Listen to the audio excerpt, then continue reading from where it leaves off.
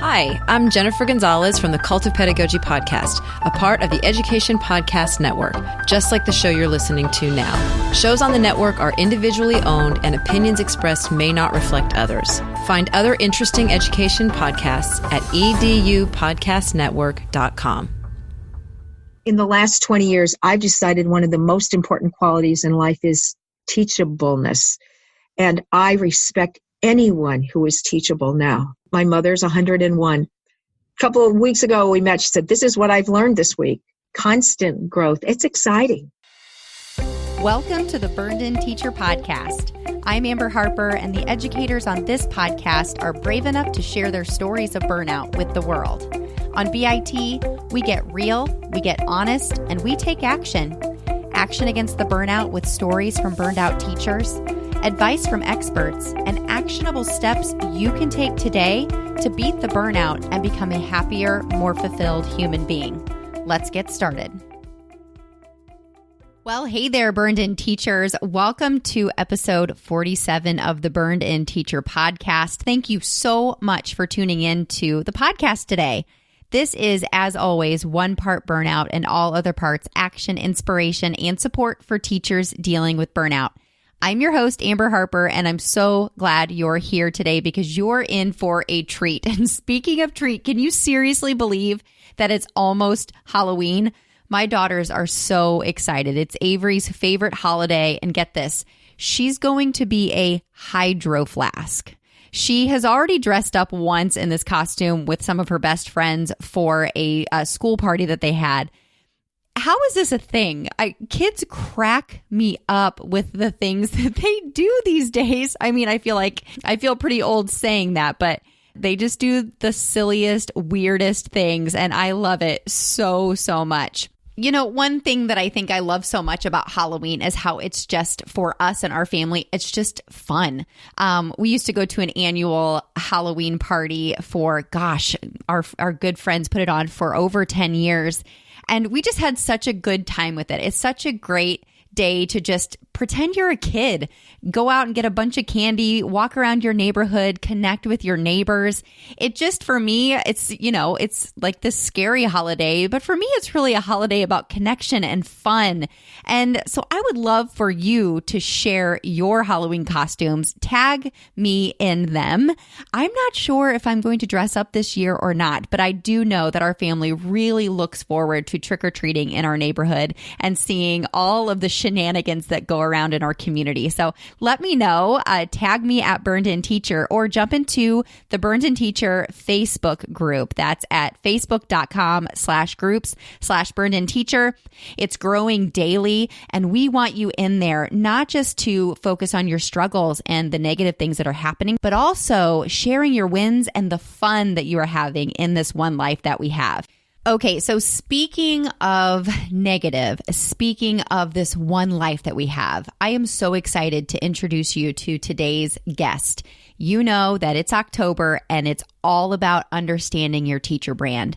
And one way that we brand ourselves the most is by the words that we use, both verbally and the words that we use in our heads. So I'm so excited to introduce you to Elizabeth MacDonald. She's an author and communication skills advisor. Her company is The Verbal Edge, which is located here in Fort Wayne, Indiana, where I am located, and also in the Tampa Bay area. Elizabeth is passionate about equipping professionals to be effective communicators. She does this through individual consultations and customized workshops, and also through her book, Sharpen Your Verbal Edge, 101 Tips to Enhance Professional Communication Skills. I've read it. It's excellent, and I will actually talk about 3 of those tips that she gives specifically in our interview today. She used to be an English teacher here in Fort Wayne, so she can make that connection with us, and you'll hear her talk about her experience with her students in this interview. She was also a communication and marketing agent for the Fort Wayne Community Schools, and she was a TV reporter and anchor here in Fort Wayne and in Norfolk, Virginia Beach. So she knows what she's talking about. She's going to focus on 3 tips from her book, and one of them is about how people judge us by our words, the words that we say and the way that we say them. She's also going to talk about the difference between confidence exuding words and confidence robbing words. That is my favorite because it is something we totally have control over.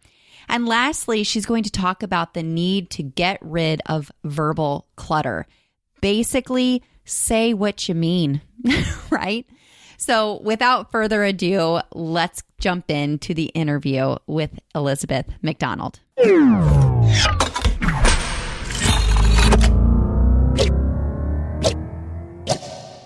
So Elizabeth, welcome to the Burned In Teacher podcast. I'm so glad you're here. Thank you, Amber. It's a pleasure to be here. I'm so excited you're here, not just to share your message about the verbal edge and how we can use our words differently and better, but you actually have a history as a teacher. Yes. And when you said that, I thought this is all because of my teaching. I taught at Southside High School in downtown Fort Wayne for 4 years. And this was after I was in broadcasting for 13 years and other areas, and also administration for Fort Wayne Community Schools for 6 years. So I sort of did the opposite. I became a teacher afterwards. And when I was in broadcasting, I did many stories on teachers and education. I kept thinking, I'd love to have my own classroom. My undergraduate degree is in education, and my graduate degree work was in broadcasting. So I'm in the classroom in the inner city, loving what I'm teaching from a broadcasting standpoint. You English teachers out here will appreciate this. Many times we are asked I had to always have my students do a research paper every year. Leading up to that, I would say, okay, I'd like a succinct paragraph on this or something like that. Not a lot of verbiage, but succinctness. And every day I taught them a concept word like insidious or non sequitur or sophomoric or something like that.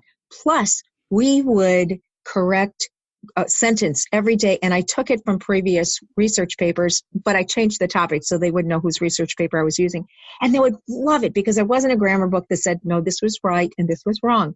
And we figured out how to make the most succinct, wonderful words. And then as a vocabulary group, I looked at the group. I had, and this, you will resonate with this, a lot of you teachers, I had 7 or 8 days between my hiring and my first day of teaching. And it was my first day of teaching. So I looked through the vocabulary book and thought, okay, here's a grouping of 20 words here, 20 words here. What do these people care about these 20 words? The first week I used it. The second week I started with my own vocabulary, and I gave them 6 prefixes and 6 roots a week. And I said, go for it. And my favorite is EX, which means out. And then I would say, eject. Look, that means throw, eject. Throw out, inject, reject, interject, all these ejects. And I would be so excited and real excited. And then I would put them in tables. And the first 2 tables, I can't believe that I did this. The first semester, I didn't reward with fun-sized Snickers bars, but my students didn't care that much about grades. So I sold in, and I every week bought a bag of fun-sized Snickers bars. And so several tables, and there's always, as you know, a table of girls that are so smart and they win all the things. And I know that going into it. So I thought the first 2 tables to get the most words and to educate it, so we'll get the Snickers bars. And they love that every week. Our vocabulary grew so well, and they could identify words just from that. And they loved it. We also every day created a sentence, and it was with the word of the day. So I wrote my sentence, and I also showed them the etymology of the words, because we learned that too. And they had papers that were the templates, and they wrote down that. And then I said, okay, let me hear your sentences. So I could auditorily grade people. And I said, okay, you get an extra point for any word of the day, including today's. And then within 4 weeks, a person would walk in and wouldn't even know what these people were saying. And then I'd say, okay, a 3rd grader just walked in, tell them what you just said. And it would take several sentences to describe that. And then about the 5th week, I got a huge Dick, Jane, and Sally book, and I started reading it. And I said, look, Father, see Spot. Jump, Spot, jump. And I read it as though it was the most important thing in the world. And I even wiped away invisible tears. And they said, oh, Mrs. MacDonald, this is so boring. And I said, why? And they figured out it's because they had grown in their words and their concepts. It was so much fun. And I love this story. I love this story for two reasons. Number one, I can hear and feel the passion that you have about words. Yes. And you telling these stories of how you worked with vocabulary and grammar with your students. Number two, I love it because you took your passion for words and the way they're used, and you put a different spin on it and took your career in a different direction. And I want to talk about that with the verbal edge and with the advice and strategies and tips that you have for teachers today and the words that they use.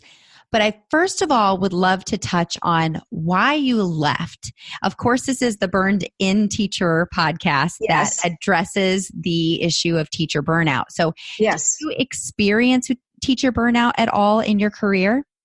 According to my husband, indeed, I did. I think I was just so busy preparing for the next thing, but it was hard.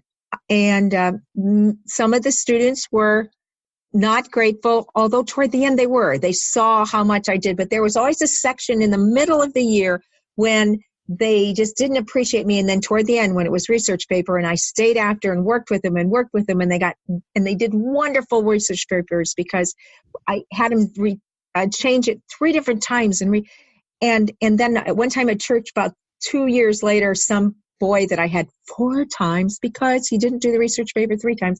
About 2 years after he graduated, I saw him at church. He said, "Mrs. MacDonald," and he came and hugged, and he said a couple of things. He said, "I've given my life to the Lord."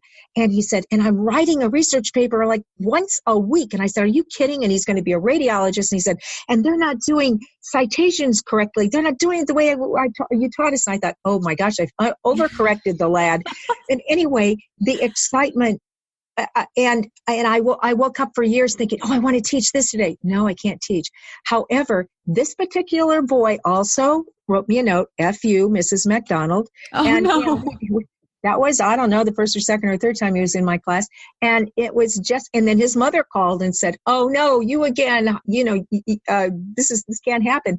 And so, but I just kept loving them. And every time one went to the office on a referral, I said, "Who would like to accompany this gentleman to the office?" I learned the very first day, if you let them go by themselves, they're out the door.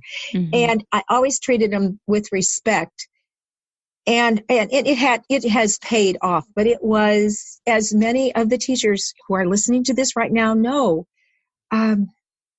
it's a whole lot more than teaching. Mm. There's just a lot more. There's being name it, police officer, whatever, consular, babysitter.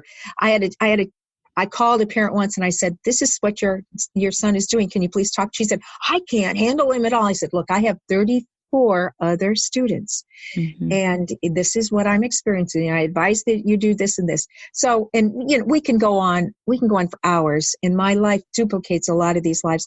The thing was, I realized that if these inner city kids who could have cared less about words, grammar, or anything, at the end of the year were excited about it, what if teachers, what if business people, what if I could do that same with teachers or business people? And that's what I've been doing for the last 10 years. It's been wonderfully rewarding. And I know that you want to, in my book, I have a list of words that are that people can use. And as teachers out there, when you listen to your students say things like this, like, "I'll try to do that, Mrs. Smith," and you can say, "Let's eliminate the word try." And because when we hear try and when we say try, we might as well just say, "I'm not going to do it." Mm-hmm. Or "I can't do this." "Yes, I can." Or the self-talk. It's been proven that the average person thinks negatively 77% of the time, or as I like to say in a positive way, thinks positively 23% of the time. And here's the interesting thing too, 98% of the negative things that we say, that we think of, we have thought of the same things the day before. So yes, you're right. So you have the people that say the same things over and over again. You can predict what they're going to say. And we don't even know what they're thinking because that's only what they're saying. The thoughts just run rampant, and it's the same negative things all the time. So certain words that I work with my adults not to say are things like kinda and sorta. That robs, those are, I kinda want you to listen. I sort of think you're going to like this, or maybe, or might, or you're only a third grader, or I'm only a teacher. Get rid of the words only, and I guess we should do this, or I think that's right, or I'm working with two different people to get rid of the words and that's a habit that just becomes natural to a lot of people. And all right, pretend I'm a teacher. Well, good morning. I can't even do this. I'm very happy to have you today because, this is our first day of school and this and this. And every time we say, we're asking, do you know that or not? We're asking for affirmation. What we're really doing is showing that we're not confident. Mm-hmm. And although for some people, this is such a habit that maybe they are confident, but it's still coming across because they've learned incorrectly to insert that all the time. That's one word. And a lot of and I means, those kind of things. And we can help as teachers, for me as a former teacher, we can help our students to say, how about saying that again? Mm-hmm. And I know the teachers out there are being barraged by the word like. And what might be a fun discipline is saying, okay, today instead, when we answer, instead of saying like, how about if we say goat? And well, that doesn't make any sense. Well, it makes as much sense as the word like if it's not used as the word similar. So, and it really throws their attention. And another thing is I use a finger sign if people are saying or like, and they'd like to get rid of it. And I just kind of bend my finger a little bit. I don't interrupt. I just have them keep looking at me. And then if a person listens and hears this, that person will know then that he or she is saying that a lot. Mm-hmm. Those are some things that I teach that show confidence. And then we talked about being negative instead of positive. That's a really perfect transition into us talking about a few of the rules in your book, Sharpen Your Verbal Edge. Because I actually purchased this book from you and I was so excited and really ignited by your talk. So I picked out a couple of rules that I'd like you to elaborate on for our teachers who are working on building a better and stronger teacher brand. And so what you just alluded to really makes me think of rule number 30. People judge us by our words. So Elizabeth, would you please elaborate on that rule a little bit? When people hear our vocabulary, or they hear the words we use in between our vocabulary, like and like, etc., they're judging us. They're judging us. And when I'm talking vocabulary, I'm not saying 4-syllable Latin-based or Latin words. I'm saying the right word for the right instance. I go to a meeting monthly with a man who has an amazing vocabulary. However, he uses 3 and 4 and 5 letter words, and he uses them the way no one else uses them. And I love listening to him. And so if we can wait, be intentional about how we talk, and then choose the words, however, leave out the likes and the you knows and the I means and all those other words in between, then people will listen. And as I believe with the information and the job and the business that I have, my purpose in life is to help other people realize that their message, if they want to convey it at the most optimal level, needs to be without distraction, which is without all those filler words, and also clear as possible. Many times I'll say something like, all right, on a PowerPoint, I'll say something about mitigating the something. I say, how would you say this easier? And the easy way is simple words allow us to understand things better. Mm-hmm. And being in the broadcasting industry, I learned that we spoke in 5th grade language all the time. I've heard that before, that the easiest way to communicate to anybody, even adult to adult, especially in written and in instructional language, is to lay out instructions as simple as you would lay them out for a 5th grader or lower. And that's not to dumb down. And it's not because the people that you're speaking to are smaller than you, figuratively, but it's because people don't hear the beat in your head. They don't hear what you're thinking, and they don't understand what you mean when you use the language that you're used to. Have you heard that before? Oh, yeah, I have, and I agree. And what's fascinating to me, and I taught sophomores in high school, so I know the level of a sophomore vocabulary. I expanded their vocabulary, which is one thing I love thinking about. However, I know when I'm listening to people at presentations and I'm thinking, all right, I know sophomores would not understand this. And a lot of other people, I wonder why they needed to have used this word or that word. In broadcasting, we are taught that if we use one word that a person does not understand, and then they stop because they have to figure it out, we've lost them for the next 3 or 4 or 5 sentences. Mm-hmm. So as a teacher, when I would use words, I would also then describe what that meant, and not counting the vocabulary words that we used again and again. Very important. And of course, our vocabulary is going to change depending on who we talk to, and the words and the possible jargon we use, if it's appropriate.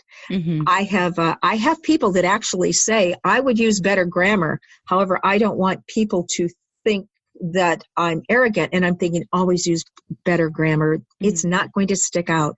What you're doing is you're doing a favor to those people, to setting up examples of how we need to speak. And ironically, I'm speaking to teachers who I assume, and really want to assume, that everyone is using better grammar. I do want to share that when I was teaching, all of us English teachers would eat together at the same time. And I kept hearing this one woman, I'd say, what did you do this weekend? Well, I laid out in the sun. Lie, lay, lane is the way we conjugate that particular word. Mm-hmm. I lay out in the sun. I have lain out in the sun. I lie out in the sun. And I know this is, you're thinking, she's one of those teachers. But for English teachers, that's fundamental. And so many people I'm hearing now who are masterful presenters will say, well, I went and I laid in bed for 3 hours, and I'm thinking, okay, guess what? You have just dropped your credibility with a whole lot of people in this room. And here's the thing, and this is why I am doing what I'm doing. A lot of people have no idea that they're typing something incorrectly or saying something incorrectly. And if they knew, they could teach others, but they also will keep the other people who believe and want to hear good English, standard English. And on the same token, but a little bit different, when we talk about people judging us by our words, not only grammatically, but in its positivity or negativity. And I don't know if I'm saying those words correctly, but you also have some points here about using words that communicate positive values. And that one really spoke to me, because when I work with teachers, and shout out to teachers who are part of the Burned In Teacher Training Program, we talk about creating and remembering and coming back to our core values. Yes. So that one really spoke to me. And in addition, and kind of in the same token, is using optimistic words. Talk to us a little bit about communicating positivity and optimism with our words. Words that are automatically optimistic is I can, I will. And words such as that, as opposed to I can't or I'll try. When we say I try, it is the same thing as saying I'm not going to do it. And it's amazing how enervating, and that means loss of energy, of the word I'll try or probably, those kind of words. Yet words that are strong are absolutely, you've got this. Anything that I will, I need to. Mm-hmm. Those words are strong words. And talking to teachers, so I would say that about yourself, and also say that to your students, and teach them to say those words. Here are some other ones. I can, I know this, I've got this, I'm confident, I'm reliable, I'm convinced. Words to eliminate or stay away from are words such as, and these are confidence robbing words. And I know is okay. All right. If I were to say though, my name is Elizabeth MacDonald. My company is a Verbal Edge. It sounds like what? What does it sound like, Amber? It sounds like you're unsure. That's right. I'm unsure. I'm timid, I need help, etc. And it's a habit. And all it is get rid of that, the beforehand. Other words are kinda. Oh my gosh, I kind of want to show you this, students. I sort of think you'll like it. I want to show you this. You will like it. The word only. You're only in 5th grade. You are in 5th grade. You know what? I have to elaborate on that because yes, go. I work with teachers all the time. And actually it happened yesterday when I was working at a school. Oh, there I go with again. She said, last year I was just a para. I said, hold on. I said, I do not know what I would do without a para. And some teachers call them an assistant, a teaching assistant. Yes. God bless. I said, assistants. You are so important to your teachers that you worked with. I said, do not negate your worth because you were not just a para. You were a really important part of this school. And now look, because you were an amazing para, you're now working in the preschool as the preschool teacher. You proved yourself as someone who wanted to do the work and do a good job and serve kids. So you are not just anything. And that's a good example because the longer a person says, I'm just a para, I'm just an assistant, that person is going to believe it. And here's the sad part. Other people will start believing it too. Mm-hmm. I remember working at a place where a janitor was probably one of the most proud people of what he was doing in that whole building. And because of his pride, because I'll be sure to get that. Yes, I'll do that. My respect for him was above a lot of the people who worked there because he exuded self-confidence. Mm-hmm. And a few more words. Can't. I can't do this. I can't be there. Yes. Oh my gosh, just change that word. Go ahead. Can we also talk about that as well? Because he did say that we should, whenever we're talking about communicating positive words and being optimistic, that we should say things like, yes, I'll be there. I can do this. But do you also agree that we could flip that and be confident in setting boundaries and saying, no, absolutely. I will not be able to help you with that. Yes. And the difference in between is, I don't know. I think I might be able to be there, but I'm not sure. I'll try to be there. That's a no, but it's an unconfident no. And it's the difference. Yes, we need to say no. And we need to say it respectfully and we can explain it or otherwise. What you just said is the perfect way to say it. And teachers know that they need to say no at times on all aspects.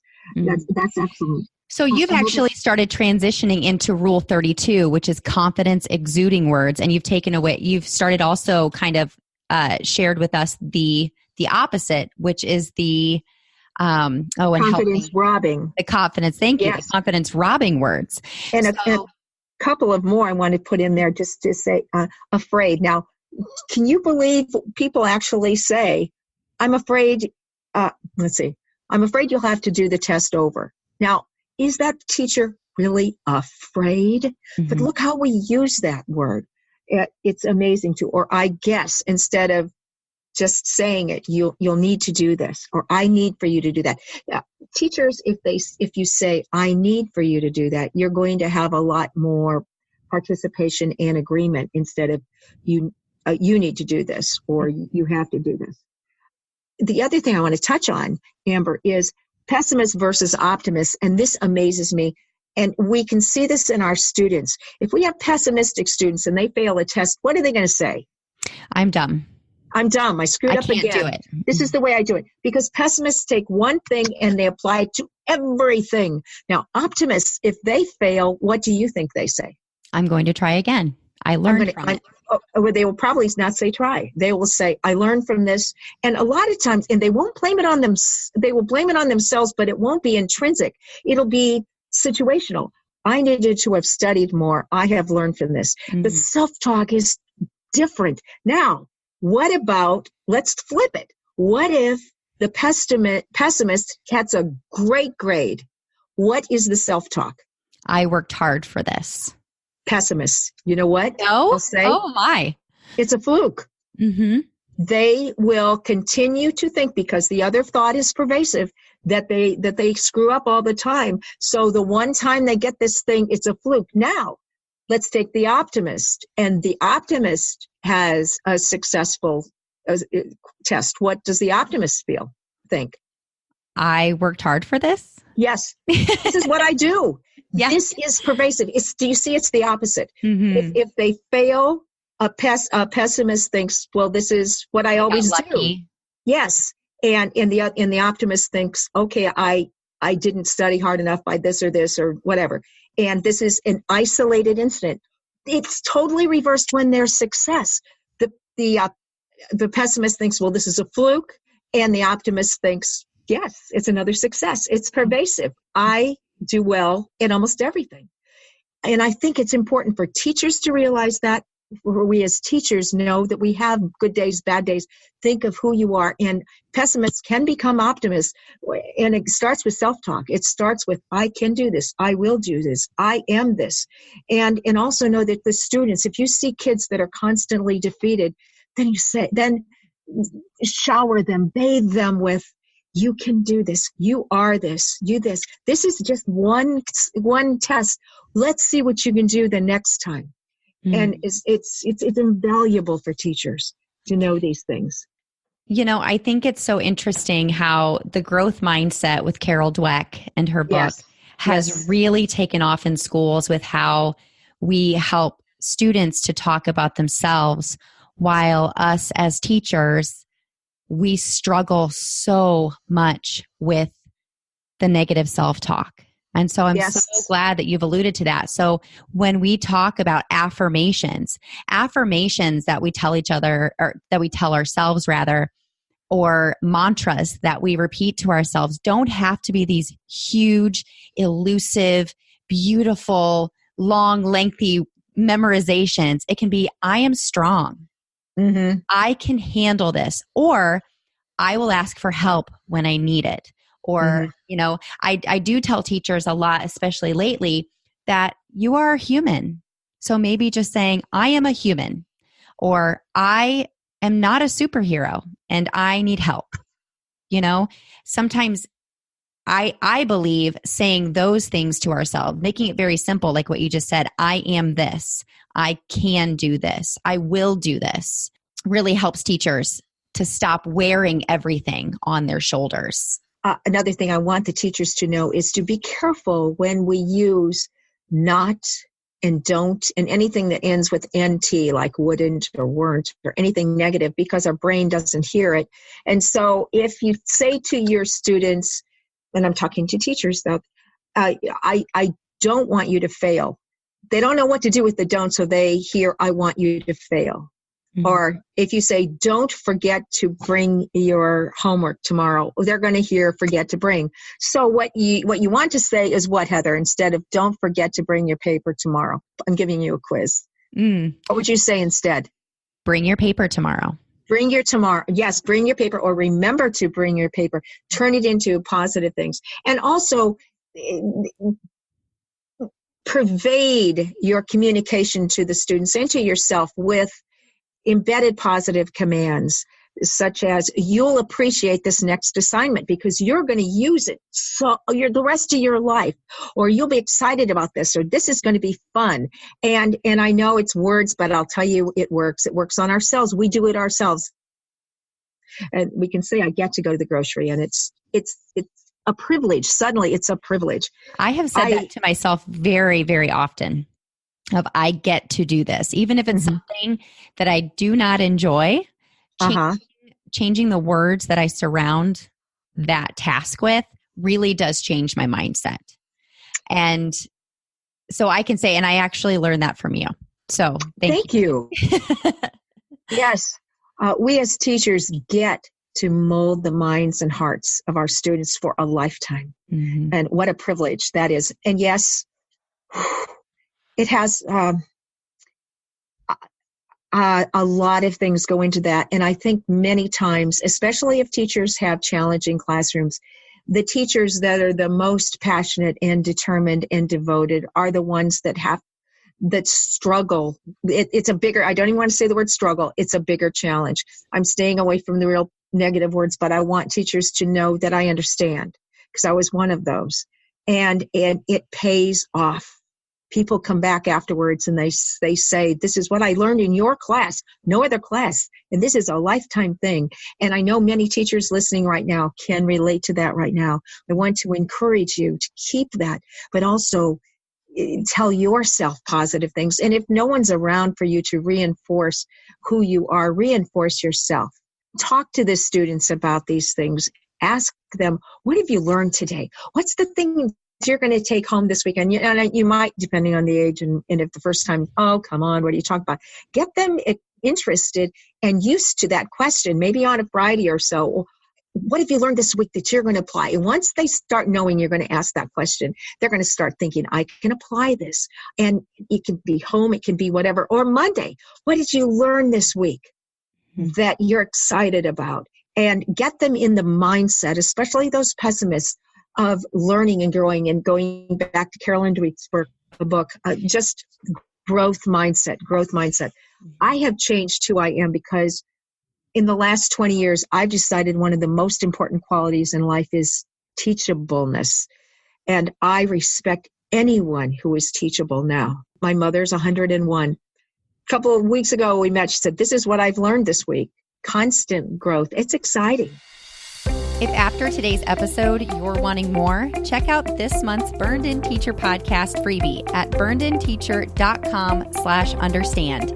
In it, I break down what it means to understand your teacher brand, because Burned In is an 8-step acronym. B stands for begin where you are. U stands for understand your teacher brand. R is reflect on your challenges. N is nurture your strengths.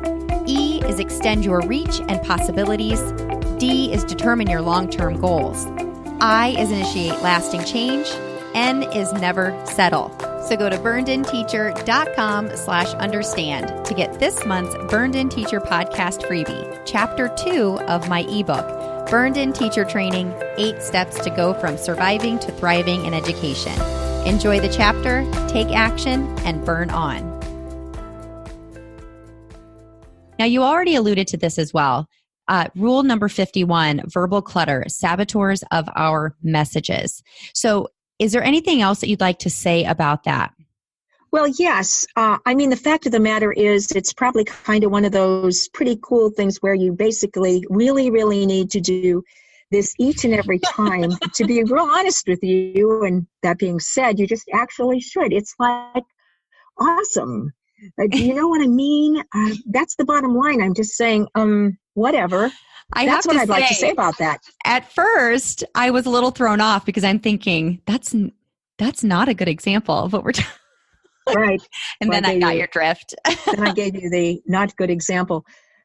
How many times do we hear that? Actually, within that, embedded in that is, I don't even know what's embedded in that. I made it up. Anyway, just a whole lot of verbal clutter, filler phrases attached to each other. And if it were I listening to someone talking like that, I would go away in my mind and think, okay, I'll come back and see if I can hear anything of substance. Nope, can't. Going back. And so many people just crowd out their message with words like that. And once again, I will reiterate, get rid of those verbal fillers. And I was thinking last night in preparation for your podcast, you'll appreciate this, embedded positive command. Thank you. That I know the teachers have to be bombarded with students saying like. They're saying it 3 times in a sentence now. What can teachers do about that? And I'm not talking just English here, just anything, history, the whole thing. What if we were to say, all right, now this is what you said, or write down what your friends are saying, or record it. And then instead of saying like, choose any word at all, duck. Oh, or maybe. That's too close to another word. Dog. All right. Instead of like, because really like means similar to. That's all it means, is similar to. So if we say Amber was like, hey, that's a good idea. And I was like, yes, that's saying Amber was similar to, that's a good idea. And I was similar to, but somehow people have decided to say that instead of the word said, or including like as an it was like the best time I had. We were like all happy. Well, that was similar. I mean, it just doesn't work. Confusing. So if we say it was dog, the best time I had, and I was dog happy to be there, then people will get an idea of why is that word in there? Please, that's what I think every time I hear this. The word like, why? And it's a peer thing. We know it's a peer thing because I can walk in front of 13-year-old girls down the street and it's a competition. How many likes can you put in there? And I think they might have the ability to cancel them out. I don't. Mm-hmm. So I think that it would be a great gift that teachers could give their students, because we need to prepare them for many things, but one is to communicate simply. Well, and I think what I hear you saying, and correct me if I'm wrong, is all three of these rules really have to do with say what you mean. Yes. Whether it's yes or no, or I'm wrong, or I'm right, or you're doing well, or you're not doing well. Whatever it means, just say, or whatever it is, just say what you mean. Yes. And think before you say it. I remember watching some fights break out at school, and I thought this is because of a lack of vocabulary, because they didn't have the words, so they went for each other. And think, and just if they could say, I'm uncomfortable with what you just said, mm-hmm. or I'm thinking possibly you meant to say something differently. Do you want to say this again?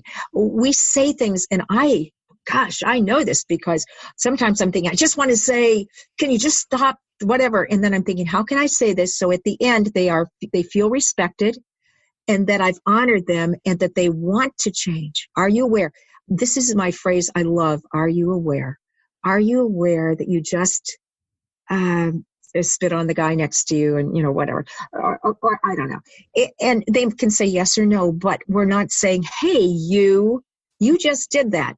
And that starts out with awareness, and then the student is not left defending, wait a minute, I didn't do that, and it changes the whole conversation to defending instead of the absolute reason. I'm looking at a couple of sentences that I wrote down, and these are things that teachers know that parents have said to their kids, or something like, why can't you be more like your brother? Oh my God. That's a hard one. Yeah, that's a hard one. And you'll never amount to anything, or all these things that are disruptive phrases instead of life-giving phrases. And we as teachers need to give life-giving phrases to ourselves and to our students. Things like, I'm proud of you. I'm amazed at what you did. This class has been amazing today. Or you can even start a class with, this is what I'm going to watch today. I'm going to watch all of you be so excited about what you're going to learn. And, or if anybody walks in, this is what they're going to notice. Everyone in this class being right on target and focused and loving what they're learning. What? Really? Well, it's just been embedded in their brains. And it's an expectation that they will be successful, and that is your job. And that's an embedded command, and we do it all the time. We embed commands, but we do it a lot negatively. Like, well, people are come in and go, what kind of class is this? You're all out of control, or there's negative things that we've embedded our lives. We can turn it around, and yes, it's a form of manipulation. Yes, indeed, it is. But it's manipulation for good. It's manipulation against yourself, and it's sabotaging your own belief in what you can and cannot control within your classroom. Because I've heard, and I have said the same things in the past, these kids are so different than they used to be. These kids are so disrespectful. These parents are so irresponsible. These parents don't care. Well, that may in fact be true. However, if those are the words that we are saying, then we've automatically placed a label on how we are going to approach them. Is that correct? Oh, yes. And yes, I agree with you. And I know that the parent is that third leg of that three-legged chair. And I know I depended on my parents, and most of the time I couldn't. I don't want to say couldn't. Most of the time the parents were not part of this.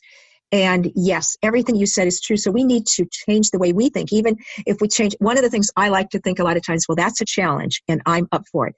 We're not dismissing the difficulty of what we're going through or the situation. It's a challenge. I'm up for it. We have to do it. So if we say it that way, it can be done. And it can be done that. Well. So we've talked about rule number 30 in your book, people judge us by our words. We've talked about rule number 32, use confidence exuding words. And then rule number 51, which is verbal clutter, saboteurs of our messages. Yes. So, and I want to just name a few more verbal clutter words for those that just can't get enough verbal clutter. All right. So it's like, some of these are also the confidence robbing words. They do a dual, sorta, kinda, thrown in there. Just, pretty much. That's pretty much this or that. And also just using the word pretty, by the way, teachers, pretty brings the thing down. And if they say, if a person were to say, that's pretty cool, for one thing, people wouldn't understand what cool meant. But the other thing is pretty means it's not as cool as it could be. And if you're thinking about it, think of something like that's pretty truthful. That's just knocked down truthful. So actually, basically, generally, literally, English teachers, when we're teaching literally, please tell them what it means. It's not a verbal filler. It means literally that dog's bark is worse than his bite, or literally this little kid is running circles around me. That's a big one. Yes. And I was just going to say, okay, good. A big one too. People start sentences with it. It's the best day I've ever had. Okay. It's literally the best day I've ever had. That's right. It's literally, and here's another word, and that's anything dealing with honestly, frankly, to be candid with you, to be honest with you. Mm-hmm. And people use that as verbal filler or something to fill while they're thinking of the next phrase. Because typically when I've heard people use those words to start, can I be honest? They're going to say something that may be offensive. Yes, or yes. In that case, may I be honest? Or if they say to be honest with you, sometimes they're saying I want to be authentic. Mm-hmm. The problem, and it's so problematic, those phrases, and that is if they're talking and then say to be honest with you, and then they say something else, that one sentence is the one sentence they're honest, then they go back to lying. Exactly. That's what we think. You haven't been honest with me, now you're going to be, and it draws attention to possibility of lying all along. I realize, because this is such a prevalent term, that people really are, I believe people are attempting to say, I need to be authentic. Those are the ones that aren't using to be honest with you as just pure verbal filler. I need time to think. And either way, please eschew, get rid of that phrase. I cannot think of a time when that is appropriate unless a person has been lying and then just saying, to be honest with you, yes, I have, whatever. That's another phrase that's going to derail communication and distract too. So what would you say to a teacher who is struggling with the words that they're using and their teacher brand? Obviously, we have our 3 rules that we talked about today, but what would you say is number 1 in your message to them today? Be intentional about how you speak. Speak with respect toward yourself and the other person. Speak positively and engage the students. I firmly believe in saying, how does that sound? Or can you, I want to make sure I'm being clear. So can someone in the class tell me what I just said? Mm-hmm. And if we make a habit of saying that as teachers, people are going to listen thinking, okay, she's going to ask me next time. But that's a way that I know that I'm being clear. And so many times, Amber, I have realized that they weren't clear. I wasn't clear. Mm-hmm. And I was so grateful. And I say, thank you. Thank you so much for saying that. Mm-hmm. It's checking that out. And I was just reading yesterday again that the best thing, and I know we're talking about words, but here's another way. The best way that students realize they are loved and cared for is to be listened to. And I mean listen to as in eye contact, not checking things. So just give them that 30 seconds of just listening. And when we think back of the teachers that cared for us, how did they act toward us? That we were important enough to pay attention to. Yes, exactly. And that we were heard. And I know that, and I thank you for that question. I think that I want people to know that what they say matters and that words have power. And if we want to change the life we have, we need to change the words we speak. And I'm hoping the teachers will take that away from what we were talking about. So much more to talk about in this short podcast. And I know if they would like to find a lot more, it's in the book, which is Sharpen Your Verbal Edge, 101 Tips to Enhance Professional Communication Skills. I 6 years of writing this, and it's all in one. So tell us, Elizabeth, before we sign off for today, where is it that people can find you? My website is theverbaledge.com. My Facebook is The Verbal Edge, or Elizabeth in parentheses Nolf. That was my maiden name, MacDonald. I'll put all of those connections, all of those links in the show notes. And if you're interested in connecting with Elizabeth, bringing her to your school and having her speak to your teachers about the words that we use and what they really do say about you, I'm sure she would be happy to talk to you about that. Yes, and I would love the teachers to email me personally, and I know you'll have that in there, elizabeth@theverbaledge.com, with questions or comments, anything that they think that I might be able to help or reinforce, because I so appreciate teachers. When I know someone is a teacher, I tear up because I know what they are doing for other lives. And I know it is a challenge. And I thank you, and I ask the Lord to bless you in everything that you do, because teachers shape lives. They take up where parents left off, and in many cases, they start where parents haven't bothered to. That's such a great way to end this episode. And it's such an important message to share. Thank you so much for reminding our teachers how important they are. Yes, thank you, Amber.